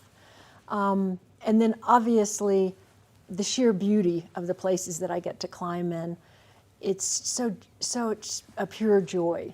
I honestly feel like I'm just connected to a much bigger world when I can see those big views and those big perspectives. I feel quite insignificant oftentimes when I'm in the big mountains, so it's humbling for me to be there, but it's the joy. It's the joy and the beauty. So back to your accomplishments, which are just overwhelming and humbling, and they're all in the beauty of the mountains. What have you learned about yourself through all of these unbelievable accomplishments, which if you haven't seen the introduction, you need to go back. But I mean, Ellen is the first American woman that has climbed both sides of Mount Everest. She's a multiple 8,000 meter summit, mountain summit individual. She started so many nonprofits and very focused on trail running. But what are the epiphanies that the mountains have really taught you through all of the work that you've done with them thus far? I think that I'm stronger than I think I am. My endurance is deeper than I think it is. It's resilience that we learn in the mountains. I also think that I've traveled to places that are surrounded by these beautiful cultures. In Nepal, the Nepalese people are just so genuine and gentle and kind. The Buddhists in Tibet, have been so welcoming and kind and warm to me. And I've learned a lot from the cultures that live around the high mountains and surround those high mountains. And the internal aspect of just being able to do more than I thought I could do. And how have you taken those epiphanies and brought them to others thus far? I feel like I can encourage others through my storytelling of my own experiences in the mountains. So, for example, back when I used to be an endurance coach, I could bring those experiences and tell the people that I was coaching about those. And then also now, I draw on those former experiences of resilience, of toughness, of patience. Patience, key virtue. Those kinds of profound lessons that I've learned in the mountains have come in handy as simply an aging athlete. Honestly, I've been through a number of hip surgeries, and I'm really glad I had that experience of being a climber to draw on when I had to be so patient, and methodical and focused on my healing process. Well, do you mind sharing with the viewers, what you did post 2 hip surgeries? You're an extraordinary mountain endurance athlete, but I think people need to recognize that, when you are challenged with physical things that kind of take us backwards from what we love to do. Please share with the viewers, I mean, what you were able to endure post 2 hip surgeries. Well, I think learning how to refocus, maybe not focus so much solely on my athletic interests, but learning about different facets of myself. I think that's when I started thinking more about the Climb for Literacy or getting involved more in my community. But yeah, I think going through several surgeries and the recovery process has been it's been a learning experience for me, and it's been very positive. In the end of the day, those recoveries were just as positive as any mountain I climbed, honestly. So That's an extraordinary accomplishment, and it really is mind over matter, which leads me to a next question. After preparing for speaking with you, you have had multiple dreams in your life. And the process in which you develop your dream in itself is just an extraordinary life lesson for myself and others. Will you tell our viewers a little bit about one of your biggest dreams and how what that process was to get to the dream and how you accomplished it? I think one of the biggest dream, obviously, was climbing Mount Everest. So it was 20 years, Cece, of baby steps and climbing smaller mountains and learning climbing skills and meeting different people. I think these days a lot of people want instant gratification. And for me, it's been a long, slow, methodical process. And I also want to let people know that I have failed so much more than I have succeeded. I've learned so much more from the mountains that I didn't reach the summit of than the ones I did. And I needed to have those failures in order to learn the skills that helped me to succeed on other higher mountains. So, I know a lot of younger people get discouraged, when they don't get to the summit or something goes wrong on an expedition. But I'm kind of like, you know what? Great learning opportunity there. Think about everything you can learn from that experience, and next time use those lessons on the next attempt of a mountain. So, I think people tend to focus a lot just on what I've succeeded on, but I just want to let everybody know I have failed. There have been a lot of mountains I didn't get to the top of. I love that. And it begs another question too, is that you've just been so vulnerable to us about this. And how can we help viewers recognize that they should be comfortable with that vulnerability of failure? I know you coach a lot of endurance athletes here in the Valley, and you've been wildly successful in teaching U.S. trail running teams to national championships and world championships. But there's a lot of failure that they have too. So what do you tell them, those young people that get frustrated? I think I try to to have a lot of empathy initially when someone has, when someone has failed. But after a little bit of time, I'm the one that's going to say, get back up. Get back on up. the horse. Stand up. Take one step forward. Take another step forward. It's just baby steps. It's one step at a time. And I still have to remind myself of that lesson often. Ellen, get back up. Just stand up, focus forward, and learn the lessons where you can, but keep focusing forward. So life is so short. Yes, it is. Life is so short, and I just kind of feel like it's fleeting, and so we don't have a lot of time to waste and to just let time slip away, because especially I feel like as an aging athlete, you realize time is limited. So. And we all have so much to give, and it's not just about giving for ourselves, but it's about giving to the greater good of humanitarianism or humanity. So with that, I am going to ask our viewers to stay tuned to Good Day Vail with Ellen Miller. Please do not miss the second half of this episode, where we really focus on how you can make a difference here in the Vail Valley by listening to how Ellen has just had an extraordinary impact in this valley. Good morning, Vail.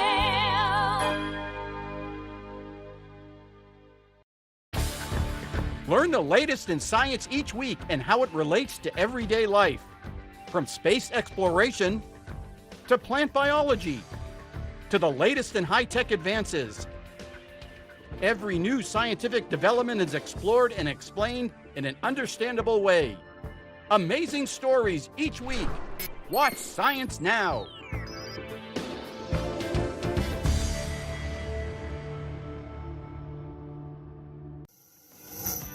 TV8 te brinda la mejor programación en español todos los días.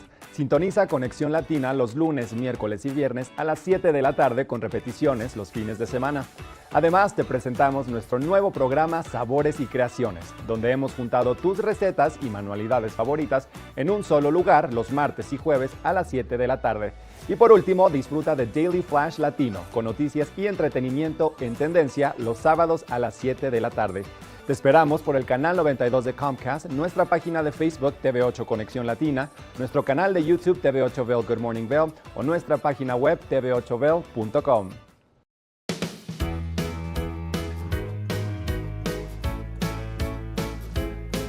Hello everyone, I'm Raisa Pascal. And I'm Andrea Jackson. Welcome to Life, Love, Shopping. Have any personal stories you can share? Do I? Yes, I do. So even though you work for some good deals, too good to miss on Flash Deals. Now check this out. Studies show spending time outdoors can help with depression, lowering blood pressure, and overall health and happiness.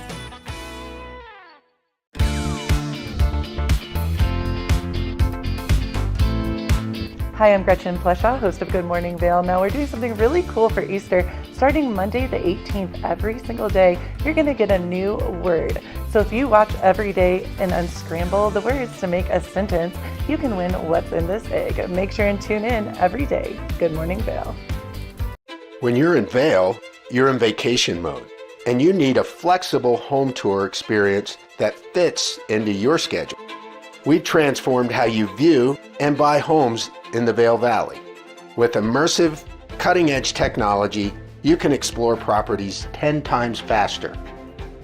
In our lounge, we guide you through this digital world on a 16-foot screen where you can imagine your next home in comparison to your favorite recreational spots. Say goodbye to multi-day home tours and hello to a quick stop between your other plans. That's the power of the immersion theater.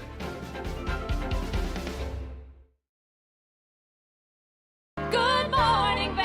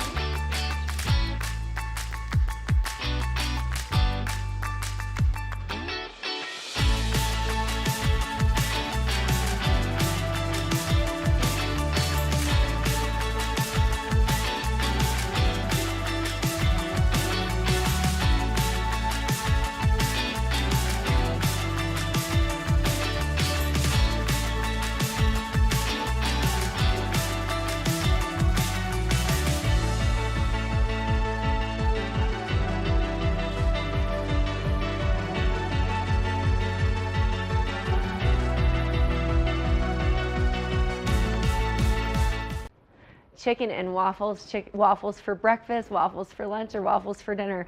Who knows? But I'm certainly a fan of waffles because it is International Waffle Day. Let's take a look at a recipe. Welcome back to Good Morning Vail. So we used to do that life hack segment that was a ton of fun where we showed you weird ways to like peel fruit or slice cake with dental floss or whatever it was. Well, I just found a new one and I was just so generously gifted this teeny tiny little waffle maker. And so I think that it's really important that I put this to use, and what better way to do so than doing it with all of you getting to be here present and see what creations we're going to come up with. And so I've got a fun idea. We are going to take some nice cinnamon rolls, we're going to open them up, and then we're going to roll the cinnamon rolls just a little bit, and we're going to make them in the waffle iron and see if we can make cinnamon roll waffles, because I don't think that there's anything more fun than doing weird things with food. So this is the worst part of the cinnamon rolls, is when you have to pop it open and makes that noise, and then you startle and jump like I do every single time.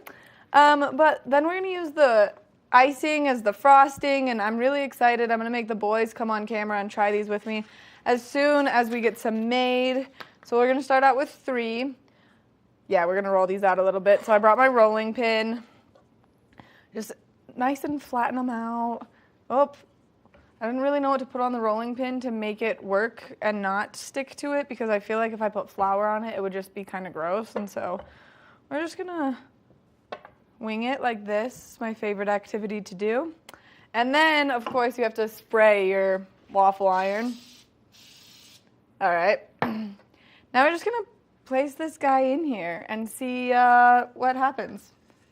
And I love these experiments because I think they're a ton of fun. I love to make cinnamon rolls. I feel like if this works out, this will be a really fun thing that you can do with the kids. I have little brothers, and one of them has taken to cooking recently, which is quite hilarious because he thinks that he's a master chef with his waffle and pancake skills, but he's also not allowed to use certain items in the kitchen like I am. They told me no real knives, so I have a butter knife to help me through this experiment, but we're gonna roll some of these out. I don't know if you can hear it sizzling. There's definitely some noises coming out of there. Maybe we try 2 on the next one. Maybe we just get weird with these and see what happens as we're rolling out all these cinnamon rolls. Now I have to make all of them like this, which is gonna be great. And so this is gonna be really fun, because then what a quick, easy way to do breakfast, and also kind of unique and kind of like DIY, which I love to do. And we're gonna see if this works as a life hack. Now, if you have a big waffle iron at home, I bet the best way to do it would be like 4 of them like this, and then crush them in the waffle iron. Oh man, okay, that looks really good. I'm excited. I think this is gonna work. I just don't know how we're gonna know if these are all the way cooked through, but that's a nor here nor there problem, because I'm not gonna eat it. I'm gonna have one of the boys eat it, so it's fine if it's not all the way cooked through. We're just gonna push it down a little bit more. Still sizzling just a little bit. I love to bake. Now, if I could, I would have music on and we'd be like singing and dancing and twirling, but I can't do that right now. So I'm gonna keep my baking very professional, even though I forgot my apron. And we're gonna just check this out. Oh my gosh, look at that. I wonder if it's cooked all the way through. Well, okay, regardless, that looks pretty great to me. And it was pretty small, so maybe I'm thinking we do 2 on the next one. But then I don't know cook time, if that needs to change at all. I'm gonna re-grease this, drop that guy right in there and smush it down. Oh yeah, that sizzle. These are the best little waffle irons. This was such a great gift. This was a birthday present from one of my best friends, and I have literally not used it until this very moment on TV, and I'm really excited about it. I'm just gonna put some frosting on here.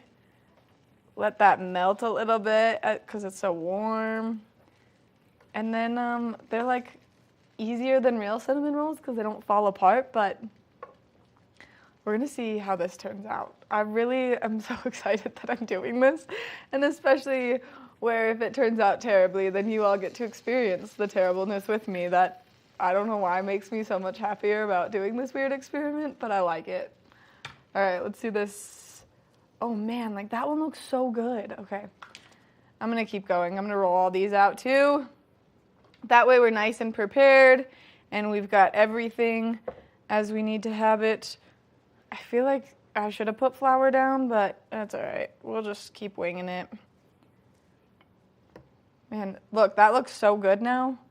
Oh, I'm gonna become like a food chef hack human because this is the only way I know how to cook. Oh, this is great. Okay. Looking good to you back there, Brett? Smelling good, right? Yeah. Smelling pretty good over here. We'll see how they taste. I'm going to see if it's yummy or if this is really undercooked and it just looks good on the outside. I just don't want that one to burn. Oh, no. Okay. Making a mess. I really don't like when sticky things touch my hands. Wow. Back to the knife. The roll technique. Oh, look, it's all pretty and cinnamony, and this looks really good. It smells really good. I'm just gonna keep adding these to the counter for all of the people that work here at the TV station, we'll just start sharing. I'm going to cut into this one, though. I want to see what it looks like on the inside, see if it's done. Looks pretty done. Oh, yeah, look at that. It's like nice, and the frosting got all melted, so you don't need syrup for it. And it just looks delicious. It kind of looks like a better version of an Eggo, which if you're a child who grew up eating Eggo waffles, then I still eat Eggo waffles sometimes because I think they're wonderful, because I'm a child still. So this is a good experiment. Turns out this is a solid life hack. Now I'm just going to keep making them. Now I've got so much time to just sit here and make cinnamon roll waffles. And this way you can do this at home. And like I said, it's easy, it's simple. It's not too messy. Very few things are being used, just the waffle iron, the roller, and the cutting board. Oh no, I stole the cinnamon out of that one. And then you can do this with the kids. That's the best part. So I like when I find these life hacks for my mom, and then she's like, oh, your little brothers tried it, and it worked for them too. Because then it's wonderful. Whoops, put that right there, right in front of it. All right, let's go. I'm just gonna keep cranking out cinnamon roll waffles now. Who knew? This is such a fun time. It's like baking, but better. Well, I guess that was pretty easy, pretty quick. Make sure that you do this at home, and then if you do it, you let us know how it goes for you, only because this is absolutely a ton of fun. We're going to try these off camera only because I have a slight fear of them being disgusting, and if you've seen any of the past cooking segments, you know that if I I eat something on camera that I don't like, you can tell immediately by my face. We're going to take a short break, and when we come back, we've got more Good Morning Vail. Good morning, Vail.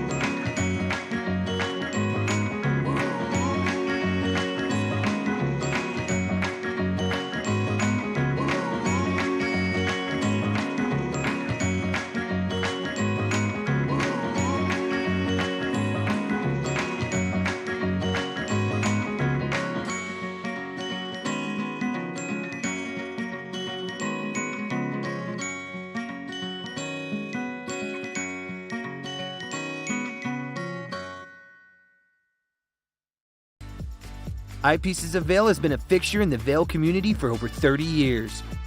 From designer frames and sunglasses to high-performance sports frames, prescription goggles, and in-demand accessories like helmets, goggle lenses, and foldable reading glasses, our inventory raises the optical bar. Visit one of our 7 locations today and see why generations of loyal customers return time after time for our unmatched service and inventory. Eyepieces, the art of vision. Good morning, Vail.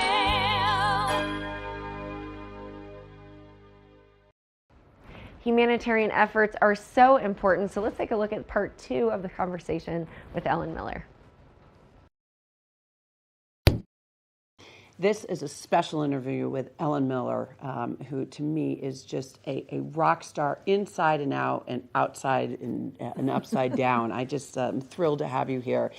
And as we were just discussing during the break, Ellen, you know, one of the things that you had mentioned that you achieved when you climbed Everest was that you got closer to God.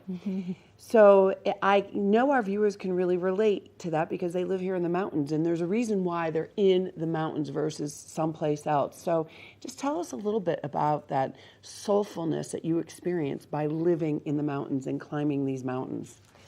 I feel throughout history, you know, mountains have been associated with reverence and with being closer to the heavens, being closer to God. And when I would travel, especially in Tibet and Nepal, there is a deep spirituality that surrounds Mount Everest, Tibetan Buddhism.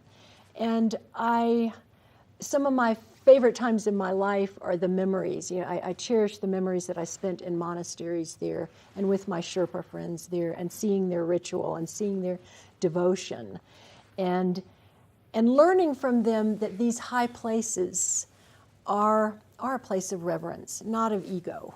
You know, we go to the mountains to touch a higher part of ourselves, to touch a higher part of the earth, but you know, they're not necessarily a place where we want to, you know, be boastful about our climbing achievements or our ego. And that was a profound lesson for me. And, you know, even here when I go up into the Gore Range, CC, and climb up there, it's peaceful, it's quiet. Your perspective is higher. You kind of rise up out of all of the activity that's going on in the valley.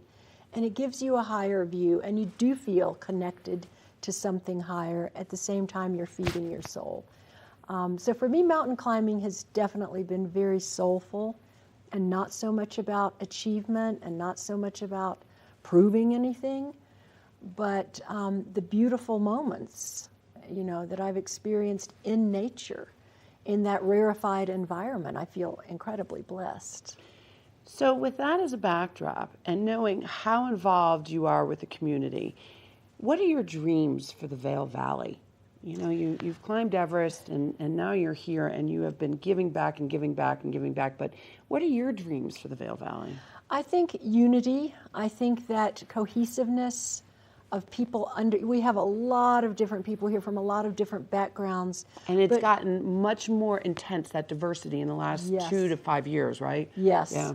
And hopefully people can step back and take the time to see what it's like to be in someone else's shoes, and to have more patience and understanding and learning. I feel like many of us are in such a great situation here where we can give back. There's a lot of resources here in the Vail Valley, and I like to encourage people to, you know, take their passion, whether it's music or art or horseback riding or gardening, whatever. There's an organization for everything here. Mine just happens to be trails. You know, I feel like most people here do spend time on trails. So I you know, researched the Vail Valley Mountain Trails Alliance, which I have just had a blast volunteering for them and for the town of Vail with the Trail Host program. Eagle Summit Wilderness Alliance has all kinds of opportunities for volunteering. But certainly if your passion is something completely different, there are many opportunities. So speaking of the trails and knowing that we have the viewers, you know, what few words do you have about protecting our trails that you'd like our viewers to respect?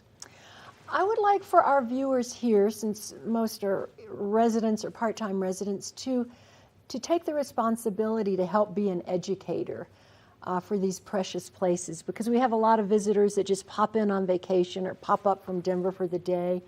And to, if you see the opportunity, help to educate those people that, you know, the trails are fragile, wilderness is fragile, wildlife needs a lot of room and a lot of space.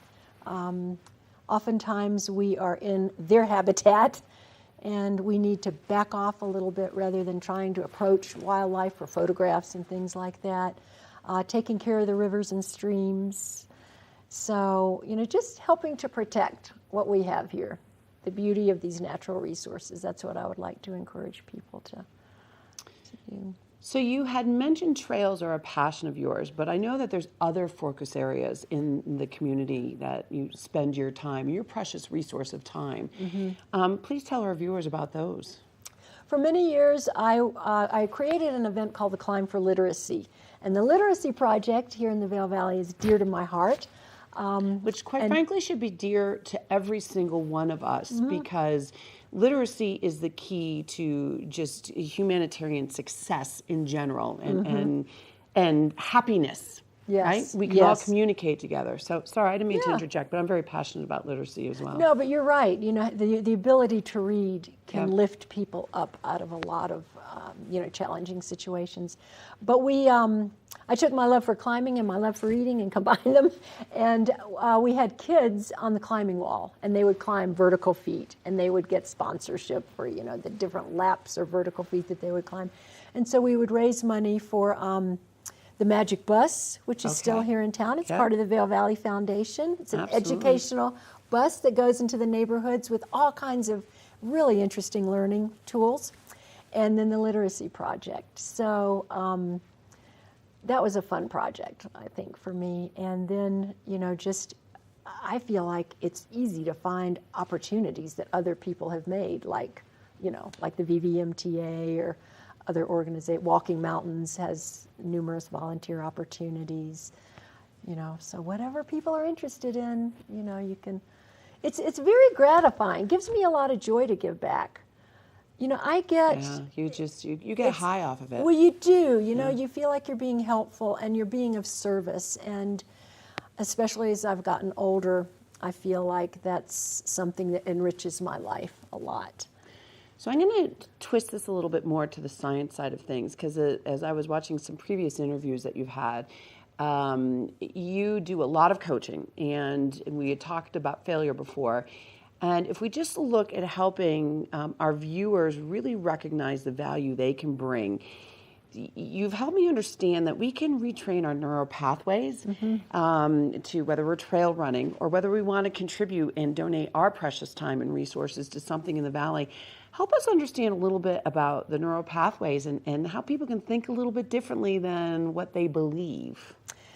Well, I think it's important that we're always exposing ourselves to new things and different things. Love that. It's uncomfortable. It is. Especially in the brain, but it's really good for us. Especially if our viewers came from someplace else. And the valley is much different than where they came from. Sorry, I didn't mean to interrupt, but... No, but I think always learning, always growing. It's always getting out of that comfort zone.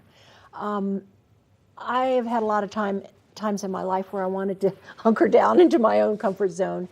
And I think that there are certainly times in people's lives when that is appropriate. But I think when we're healthy and we're feeling well and things are going, that's when we need to get outside of our comfort zones. And it's so good for our brains. And I think that, you can do little simple things like brushing your teeth with the opposite hand or little tiny thing, shopping the grocery store in the opposite way that you usually go. I mean, you don't have to, go out and do anything dramatic, but just mixing up the way that your brain is working. And one of the things that you had mentioned to me too is that you had a wish for Americans, if they were to really get out of their comfort zone and understand those different cultures that you were talking about and learn about kindness and empathy in a different way. What is that suggestion? Do you remember when we were talking about? Well, I think that a lot of us are so quick to react these days with our judgments. And as Viktor Frankl said, in between the stimulus and the response, there is a space. And within that space really lies our power. And I just like to encourage people that before we react so quickly, if we can just step back and take a breath and take a moment to think and to calm down and to try to be kind and thoughtful and patient, it just seems like things might go a little smoother than a lot of the aggressive, angrier reactions. And I know this isn't easy. I'm a very passionate person myself, and I'm very opinionated, so I know exactly what it's like to be a a bulldozer with my own opinions. But, you know, I think things have been ramped up, you know, a lot these days. So maybe softening it. Spend more time in the wilderness. Spend more time in the wilderness and have and calming your nervous system. and having greater respect for anyone we meet, whether on the trailhead or in the grocery store. So, with that, Ellen, I am just thrilled that you spent this time with Good Day Vail. We are just so honored to have you, and thank you. You are just an inspiration to everyone that meets you in so many different ways. And I really hope our viewers take her words to heart. And as Viktor Frankl said, there's that space between knowing what just happened and what your reaction is. And so take that space. And again, thank you for joining us with Good Day Vail. We look forward to having you with us next time. And I know that we are ending with a beautiful photo of Ellen living life to her fullest. So may us all do that as well. Good morning, Vail.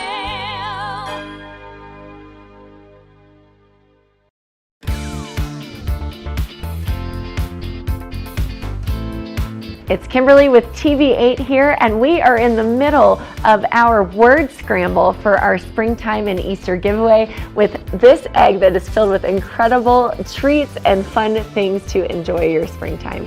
Today's word of the day is to. T-O. Today's word of the day is to. Collect all of the words to unscramble the sentence, and we will announce the winner on Thursday, March 28th. I'm Amy Goodman, host of Democracy Now! Our independent news hour offers diverse perspectives and unique opinions, often unheard in the mainstream media, live as the news unfolds. Tune in for Democracy Now!, the War and Peace Report, weekday mornings at 9 and evenings at 6 on TV8 Vail, Comcast Xfinity Channel 92. There's more for you on Channel 92. TV8, there's more for you on 92.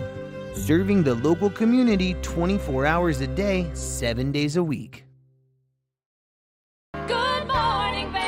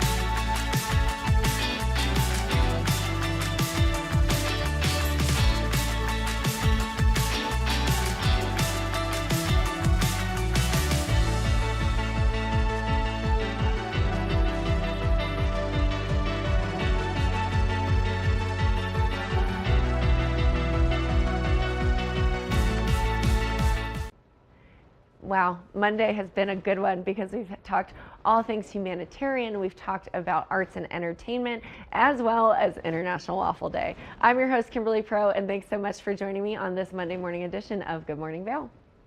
Good morning, Vail. See what lies in store for you. There's so many things to see and do. Summer, winter, spring, or fall. Your home in the Rockies has it all. So get up, get ready to start your day. The coffee's brewing, you're on your way. The fun is waiting outside your door. Good morning, Vail. Are you looking for exciting and nutritious recipes to cook at home?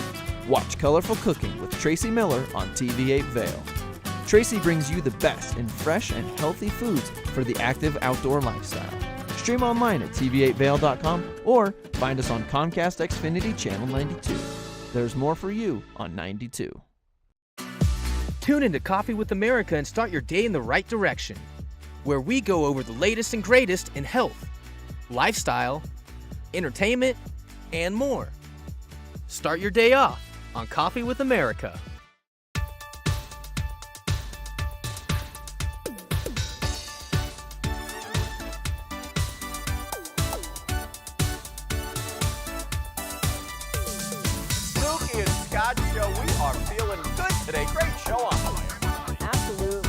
our show. I'm Suki. I'm Scott. And we are feeling good today. You know why? Because we had a great show.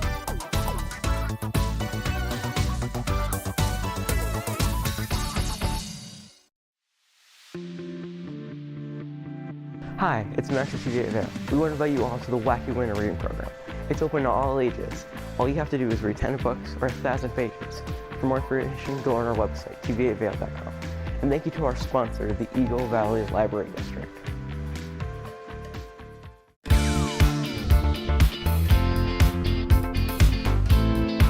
Hi, I'm Gretchen Pleshaw, host of Good Morning Vail. Now we're doing something really cool for Easter. Starting Monday the 18th, every single day, you're going to get a new word. So if you watch every day and unscramble the words to make a sentence, you can win What's in This Egg. Make sure and tune in every day. Good Morning Vail.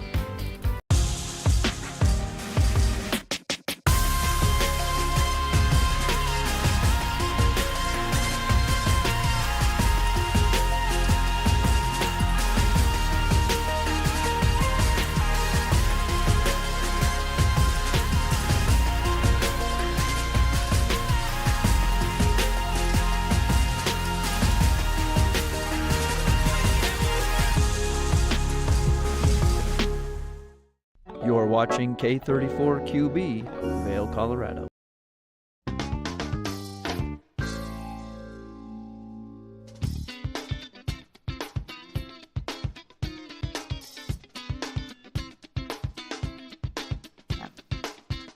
From New York, this is Democracy Now! There were 5 or 6 of them. They were just walking and just shooting like this. They did not shoot upwards. They did not scream. They did not say, everyone lay down, we will kill you, and etc. They were just walking and gunning down everyone methodically in silence. ISIS-K claims responsibility for Friday's attack on a Russian concert hall that killed at least 137 people. We'll look at how Putin is responding with New School professor Nina Khrushcheva and the New Yorker's Moscow correspondent Joshua Yaffa. Then to Gaza. Up to 16% of children under 5 in northern Gaza are now malnourished, compared with less than 1% before the conflict began. Virtually all households are already skipping meals every day, and adults are reducing their meals so children can eat. We'll speak with the World Peace Foundation's Alex Vail, who says we're about to witness in Gaza the most intense famine since the Second World War. We'll also speak with him about the catastrophic hunger crisis looming in Sudan. By all measures, the sheer scale of humanitarian needs, the numbers of people displaced and facing hunger, Sudan is one of the worst humanitarian disasters in recent memory. All that and more coming up.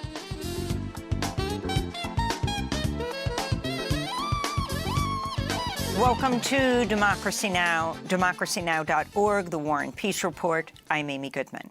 In Russia, the death toll's risen to 137 from an attack on a popular concert hall in Moscow on Friday. Authorities say gunmen opened fire inside a sold-out rock concert, then set the venue ablaze, the Crocus City Hall. More than 100 people were also injured, many in critical condition. Authorities in Russia have detained 11 people, including 4 men from Tajikistan who appeared in court today. They all appeared to have been badly beaten, possibly during interrogations. One suspect, who was in a wheelchair, seemed to lose consciousness during the court session. Reuters reports he may have had an eye missing. An affiliate of the Islamic State, ISIS-K, has claimed responsibility and posted video of the attack. Russian authorities have suggested Ukraine was involved in the attack, a claim strongly denied by Kyiv. We'll have more on the story after headlines with Professor Nina Khrushcheva and the New Yorker magazine's Joshua Yaffa. Horrifying accounts continue to come from Gaza City, where Israel's raid on Al-Shifa Hospital has entered a second week. Israeli forces have killed at least 170 people at the hospital and detained another 400. Survivors of the raid have told Al Jazeera Israeli tanks and armored bulldozers have driven over bodies and ambulances. Israeli forces are also attacking 2 other hospitals in Gaza. Meanwhile, the head of the UN Palestinian aid agency, UNRWA, says Israel's now denying access to all UNRWA food convoys to northern Gaza, even though the region is on the brink of famine. On Saturday, UN Secretary General Antonio Guterres traveled to the Rafah border crossing. A long line of blocked red relief trucks on one side of the gates, the long shadow of starvation on the other. That is more than tragic. It is a moral outrage. Over the weekend, U.S. Vice President Kamala Harris warned against Israeli Prime Minister Benjamin Netanyahu invading Rafah. She spoke to Rachel Scott of ABC News. We have been clear in multiple conversations and in every way that any major military operation in Rafah would be a huge mistake. A mistake, but would there be consequences if he does move forward? Well, we're going to take it one step at a time, but we've been very clear in terms of our perspective on whether or not that should happen. Are you ruling out that there would be consequences from the United States? I am ruling out nothing. This comes as Israel continues to carry out attacks across Gaza, where the death toll has topped 32,200. This is a Palestinian man named Yunus Qassab in Rafah. Israel does not want a ceasefire. Instead, it wants to continue exterminating the Palestinian people. This is what Israel and America are planning simultaneously. They do not want a ceasefire. Israel seeks genocide against the Palestinian people, and particularly the Gaza Strip, and this is a crime. At the United Nations Security Council, China and Russia Friday vetoed a Gaza ceasefire resolution drafted by the United States. China's ambassador